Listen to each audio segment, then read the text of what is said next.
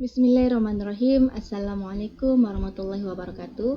Saya Siti Fatimah binti Capin, merupakan wakil daripada kumpulan kami, akan membentangkan tentang etnik Murut di bawah subtopik metodologi dakwah yang telah dipimpin oleh Madam Dayangku S. Harina. Baiklah, sebelum melanjutkan pembentangan ini, eloklah kiranya jika saya menyebutkan terlebih dahulu antara nama-nama ahli yang turut percaya dalam menghasilkan tugasan ini. Nama-nama mereka adalah Muhammad Safi bin Satimin, Habib Syahzul bin Syarafuddin, Eri Amri bin Wasimin, Nur Farhana Atira binti Amir, dan juga Nur Anis binti Alimin. Kita lihat pada bagian yang pertama, yaitu sejarah kemunculan etnik Murut. Baiklah, perkataan Murut ini merujuk kepada kumpulan penduduk yang tinggal di lereng bukit atau tanah tinggi di pedalaman Sabah, yang mana dikatakan mereka ini mempunyai hubungan yang rapat dengan suku kaum Dusun. Dan kaum Murut juga merupakan kaum tertua dan ketiga terbesar di Sabah, yang datang daripada Annam, Indochina, dan juga Kepulauan Filipina. Kaum Murut turut terbahagi kepada beberapa jenis, antaranya ialah kaum Murut Tahol ataupun lebih dikenali sebagai Murut Tagol, Murut Tiglung, Murut Timugon, Murut Sembakung, dan lain-lain. Dan secara uniknya, kaum Murut ini akan tinggal di dalam sebuah rumah tradisi yang dipanggil sebagai rumah panjang, yang akan terletak berhampiran dengan kawasan sungai. Yang menariknya pula adalah rumah tradisi mereka ini boleh memuatkan antara 10 hingga 20 keluarga. Nah, tetapi terdapat juga setengah kaum Murut yang lain akan tinggal secara individu. Kepakaran kaum Murut ini lebih tertumpu dalam bidang berburu dan berbuat kraftangan. Dan pekerjaan utama mereka ialah petani, pemburu, penangkap ikan, dan pemungut hasil hutan. Dan untuk pengetahuan kita bersama, masyarakat Murut turut mengamalkan tradisi bertatu seperti kaum Iban di Sarawak. Tetapi seiring dengan peningkatan zaman, tradisi ini semakin kurang diamalkan. Geografi penempatan kaum Murut. Baiklah, orang Murut ini dibahagikan antara subkumpulan dataran rendah dan tanah tinggi. Yaitu dataran rendah mereka dipanggil sebagai Murut Timugon dan tanah tinggi dipanggil sebagai Murut Tagol.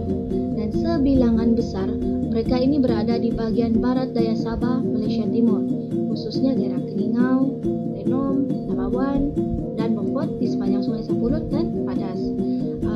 Masyarakat Murut turut menghuni kawasan perbatasan Sarawak, terutamanya di daerah Lawas dan juga Limbang. Dan di sana mereka disebut sebagai orang Tagal.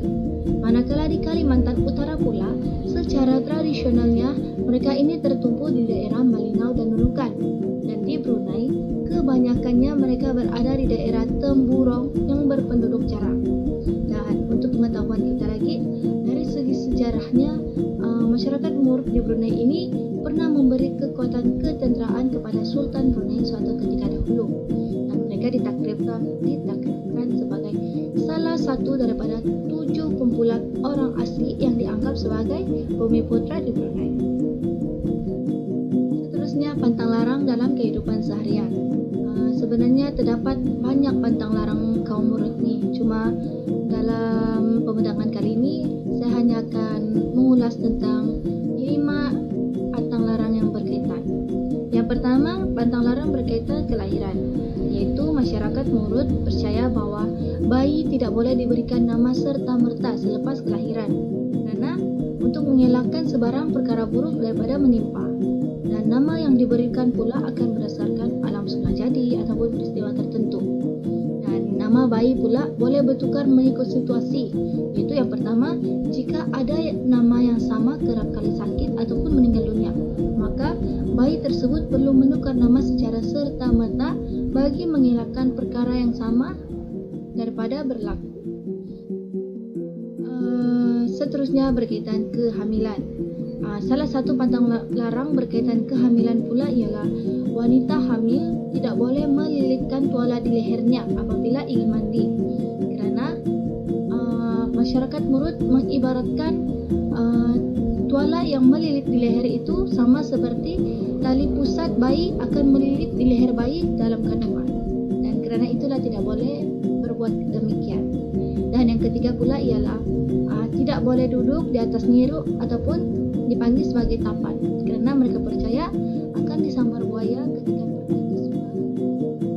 Keempat, ialah berkaitan kematian, yaitu ahli rumah yang bertindak sebagai penghantar pesan kematian perlu balik ke rumah pada hari yang sama, kerana jika tidak akan ditimpa musibah. Contohnya saya. Saya bertindak sebagai penghantar pesan kematian tentang saudara saya kepada kampung sebelah. Maka saya harus kembali ke rumah pada hari yang sama, kerana jika tidak, perkara yang buruk akan menimpa diri saya. Dan yang terakhir ialah berkaitan perkahwinan, yaitu jika cuaca mendung, maka perjalanan pengantin perempuan ke rumah pengantin lelaki harus ditangguhkan sehinggalah cuaca cerah. Kerana jika tidak, mereka percaya bahawa pengantin yang terkena air hujan pada hari perkahwinannya akan mudah mendapat penyakit. Dan jika perjalanan tersebut pula harus melalui jalan sungai, maka pengantin perempuan tersebut haruslah diangkat. Kerana jika terkena air, maka mereka percaya anak sulung daripada pasangan tersebut akan mati. Dan kita beralih kepada petua yang biasa diamalkan oleh masyarakat Murut, iaitu yang pertama, ketika kandungan memasuki umur 6 bulan, maka mereka harus memusing-musing sarung di pinggang sebanyak 7 kali selepas mandi. Alasannya adalah agar mudah untuk bersalin. Yang kedua, tidak membeli peralatan-peralatan bayi sebelum melahirkan, kerana mereka percaya bayi akan sakit ataupun pendek umur. Kalau orang Murut kata, masih guluanan, iaitu terdeluar. Dan yang ketiga ialah jika bayi yang dilahirkan lelaki dan menyerupai muka ayahnya, maka bayi tersebut hendaklah ditindik ataupun disubang salah satu telinganya agar tidak kelihatan serupa dengan ayahnya. Kerana jika mereka kelihatan serupa, maka semangat mereka akan berlawan dan bayi tersebut kemungkinan tidak akan sehat. Dan yang terakhir ialah daun kirai boleh menjadi ubat sakit perut dengan cara merebus daun kirai tersebut dan meminum air rebusannya. Dan kita sampai kepada isi yang terakhir, iaitu isi penting daripada pembentangan ini. Yaitu yang pertama, kita harus tahu bahawa kaum Murut juga menyambut perayaan seperti Hari Raya, Hari Krismas, Tahun Baru, Maulid Sarjadi dan lain-lain. Dan seterusnya, Murut pada masa kini telah mengalami proses kemodenan dan ramai yang telah bekerja sebagai kaki tangan kerajaan dan bukan kerajaan. Dan yang ketiga adalah kaum Murut ini masih lagi mengamalkan adat istiadat yang diamalkan oleh nenek moyang mereka sebagai adat turun-temurun yang mempunyai nilai estetika tinggi dalam kehidupan.